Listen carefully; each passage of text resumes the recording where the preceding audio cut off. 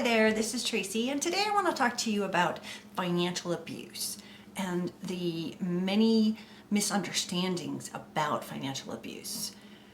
People who have been abused by a narcissist are victims and they are targets. They were sought out of a crowd and almost they had to pass tests with the narcissist to see if they were going to play the game that the narcissist was going to pull on them. And so not all narcissist abuse can result in financial abuse. It's really about the victim and whether or not they have money that the narcissist wants or assets, and whether the victim is willing to trust this person. And as with any type of abuse, financial abuse happens very subtly. It's not like, boom, they've stolen your money. It's something that progresses over time, and it can be so stealth at first. You don't even know it's happening. And a common misconception is that victims stupidly, well, you shouldn't have given him any money. You shouldn't have done that. Why did you allow him to do that? That's the victim blame that we're so used to. People that don't understand how this could happen just assume that we have handed someone our bank account and entrusted them with our life. But they were preyed upon, and the wolf in sheep's clothing came along. They're smooth talkers and they're charming. They're a chameleon. So they change for you to be what you want, and for someone else they're going to be something completely different. And they give you empty promises of future. Before they financially abuse you, they have convinced you that you are their soulmate and you trust them. And in order to trust them, you start to share and mingle your finances. And it could be as simple as they invite you to lunch and then they don't have any money. Instead of saying, like, let's split the bill, I don't have a lot before we get there, they could just, arrive and have no money. I'm going to say he a lot, but it could be a he or a she. They can drop subtle hints about something that they want, but they don't have enough money. And of course, there's always excuses as to why they don't have any money. They're testing you. They're testing you whether you'll go buy them that new toy or whatever they were looking for or they needed. They're testing you. They're testing your love. And so in order to prove your love, you end up, giving it to them because you want to out of your heart. You're in love with this person as your soulmate. It makes sense. But over time, it evolves into something else. And that subtle, I don't have the money for lunch, turns into having them co-sign for a car or even buying the car for them. They will also, some, I'm not saying all of them, will ask you to open up a separate bank account, something that they can use to hide money from their ex. For me, my ex-narcissist had me open up an account twice. The first time I opened it, of course, he conned me into it, and I wasn't comfortable with this, but the sob stories of the wife and wanting to have money and, freedom, yet it had to be in my name, and then I had to give him the debit card. And if you think about that, it's dangerous, right? He could have run up bills, and that's what a lot of other victims of financial abuse have, is they get a hold of your social security number and they ring up all these bills and you're liable for it. For me, opening up that checking account, when my friends found out that I had done that, one friend in particular, she went ballistic and she made me go and cancel it. March down to the bank and close that bank account out, to get a money order and hand it to him, but I didn't discuss it with him. I reacted to her reaction and I went and I closed it. When he found out that I closed it, he went apeshit. apeshit crazy. I'd ruined his life. This was the secret to how important, you know how important my children are. You're hurting my children by doing this. And he guilted me. He guilted me into opening another account for him and giving him the debit card. I was fooled twice, and it doesn't really feel good. They're masters at manipulation, so it's not your fault if this has happened, because you're just a victim that has been unlucky enough to fall prey. But when you're being financially abused, it triggers fear and a wondering of how will I take care of myself? And many times the reason that people go back to their abuser is for financial reasons. They want to move out, they want to get away, they want to take their children, but they're financially bound with this person and they don't see any way of getting out.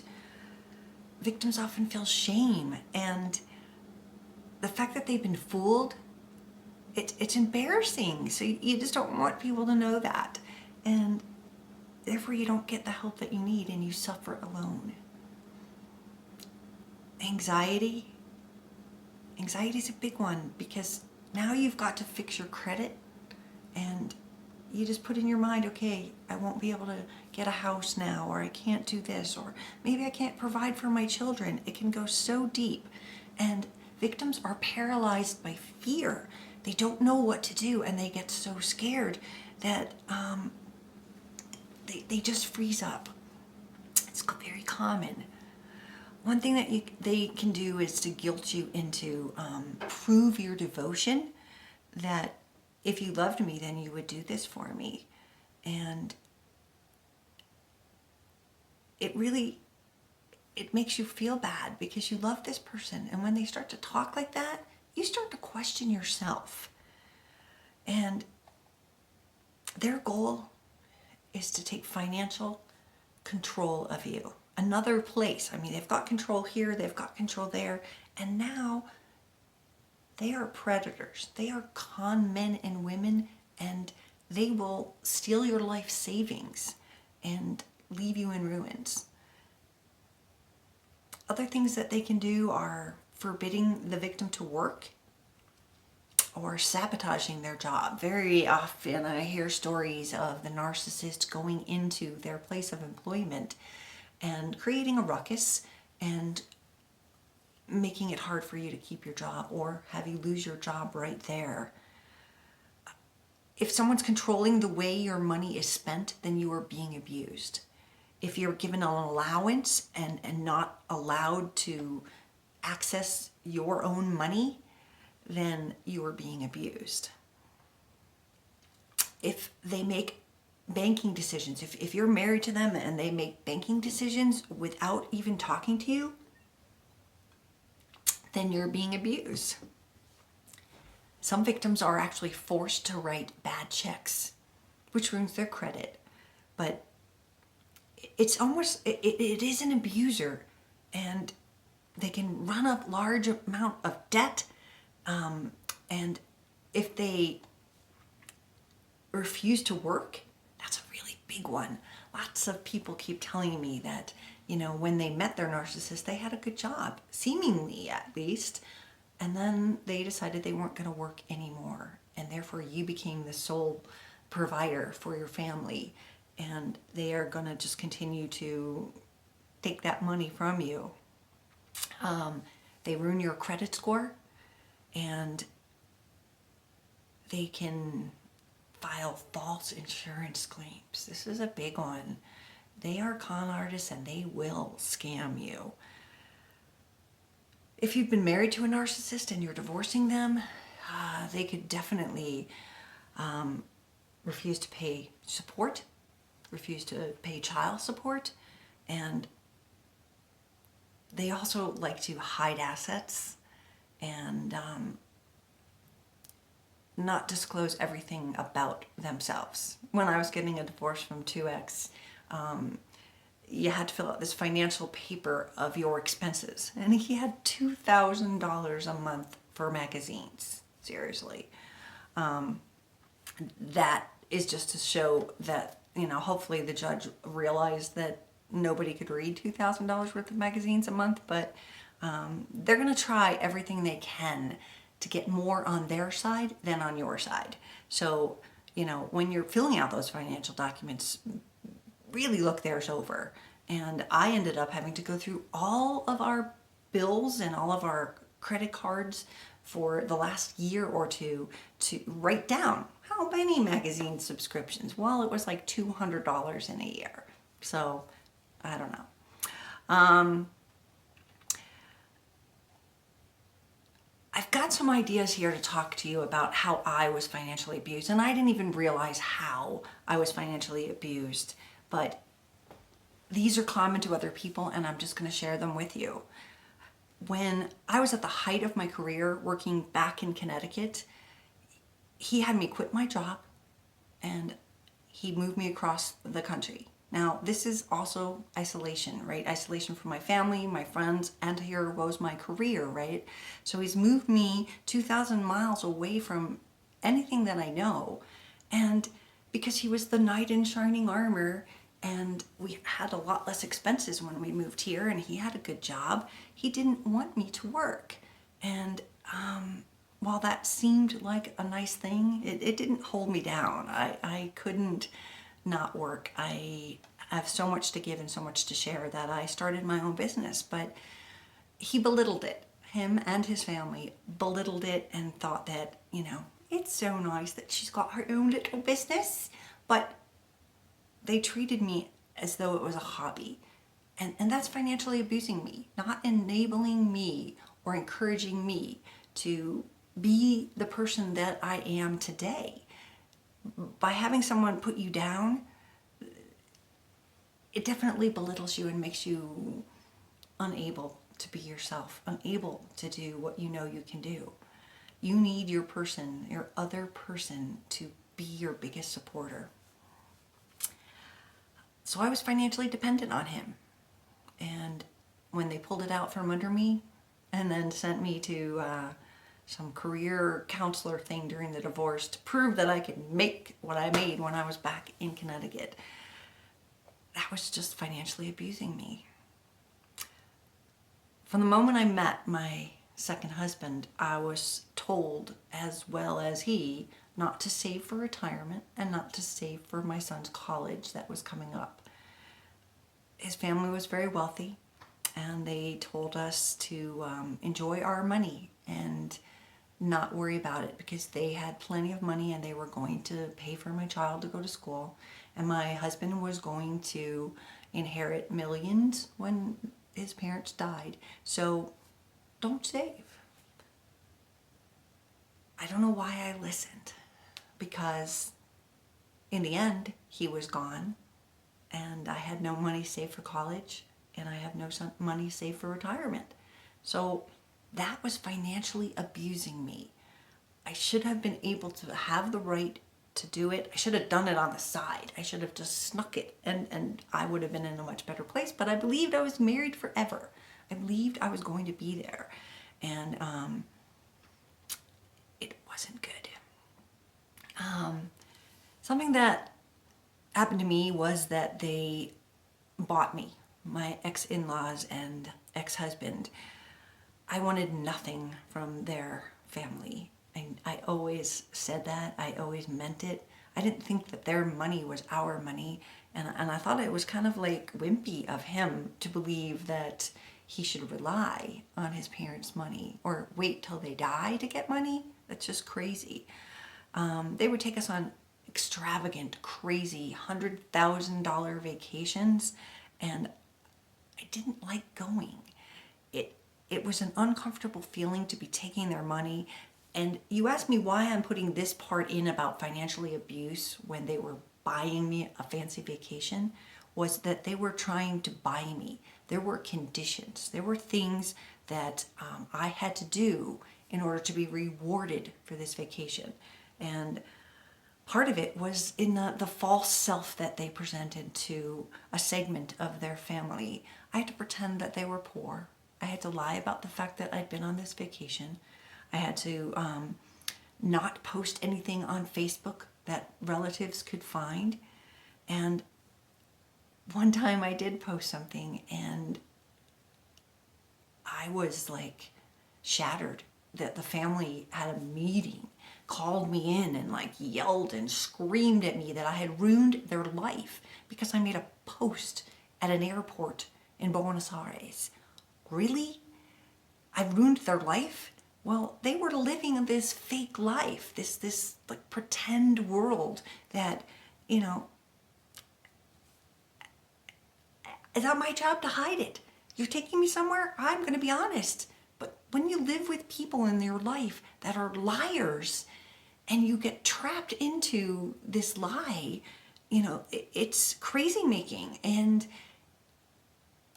making me lie for them was abuse. They promised my son's future and his education, and they pulled it out from under us. That's abuse. His parents always kept money in like 3 different countries that I know of. I'm sure there were more, but they would sneak into the country and they would embezzle money out of Swiss bank accounts and strap it to themselves, but then go through first class because, you know, they're not going to frisk the first class people. So they would take all this money out. And I remember one time they made me carry $40,000 cash and I was a wreck. And another thing that I can remember that they made me do one time on this special vacation was, I think now it was a test and I was horrified. And apparently I didn't pass the test because what they were doing was a simple thing. When you're going in between South American countries or pretty much any country, right? What's the rule? Don't bring any food in. Don't bring fruits and vegetables and meat in, right? You're not supposed to have that stuff. It's like Customs 101. And the family planted all the food, this fruit and grapes and just stupid stuff. Why am I talking about this financially? I'm on a tangent, sorry. But it's about how they test you and how they tested me. And what they were doing was seeing how I was when I got caught. And the most horrifying thing to me was, I mean, in some of these countries, there are armed guards. I'm talking machine guns over their shoulder at the airport. They're not little TSA people. They are serious people that make sure that you're paying attention to their laws. And I got pulled out and I got in trouble and I got pulled into another room and interrogated, and it was scary. Yeah. And they all walked away. They actually walked away, got their luggage, and got into the limo waiting for us on the other side. All right. I'm going to talk about putting me in charge of all the money and then lying. And I was in charge of all the bills and we had plenty of money. It was really easy to do it. But on the flip side, because they made me responsible, they turned around in court and accused me of stealing their money. That's financial abuse. I didn't steal a penny. I was so careful. And if there was like a charge on there that shouldn't have been, I called.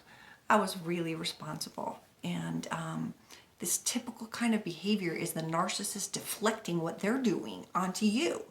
And they point the finger and they make you feel guilty. They make you look guilty. This is abuse. And I'm going to talk about 3X for a second here. We're not married to him, but for those of you who have watched my YouTube videos, he's the one who had me arrested. And that was to protect his lies and his double life. How he financially abused me, and I want you to look at these things in your life and look at the narcissists that are there for you. He abused me by claiming to be poor He said I'd just been in a relationship. I just broke up with someone who had lots of money. So for me, I was like, I don't need money. I don't want money. I want a normal person. And he claimed to be poor. He fit that mold of what I was saying I needed or didn't care. And then he would make me pay because he didn't have any money. He would make me pay for everything, vacations and dinners. And I wanted to because I wanted this relationship to work.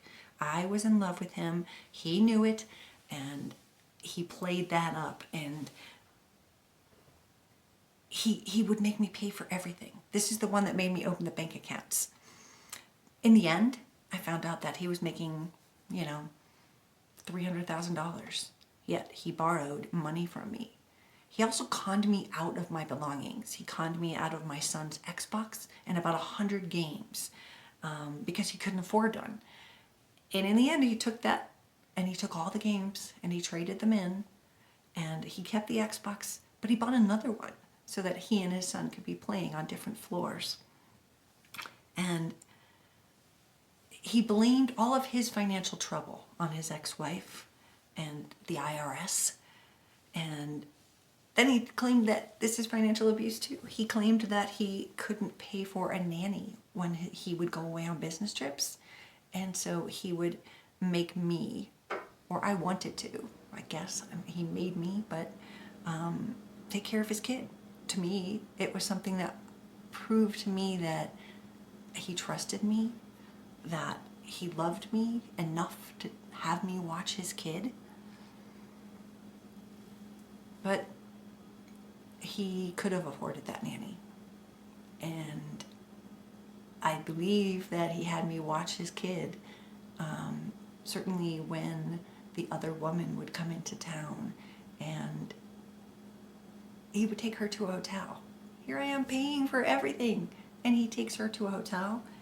The financial abuse there is that he conned me and told me he was poor, and I believed him. So I was willing to do everything for him, prove my love.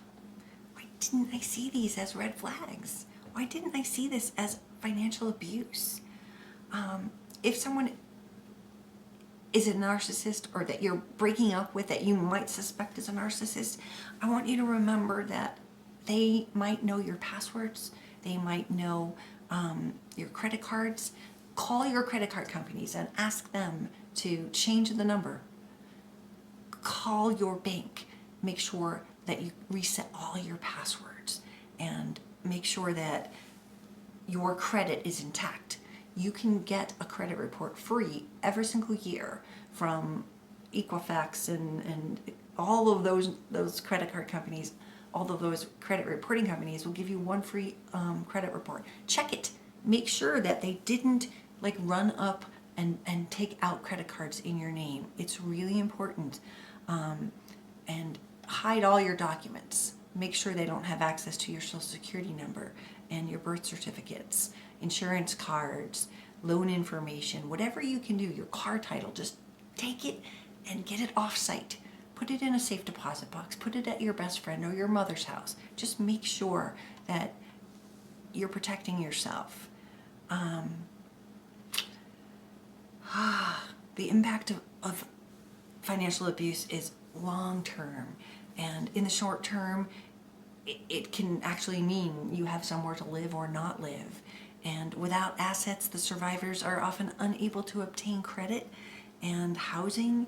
So start protecting your money now, and make sure that you always protect it. Make sure that if you get into another relationship, that it is fair, that it is equal, and that no one should be asking you for money. Remember that. Financial abuse happens in so many different ways. And I just want you to know that it's not your fault because you've been conned. You didn't do anything wrong. But now, protect yourself and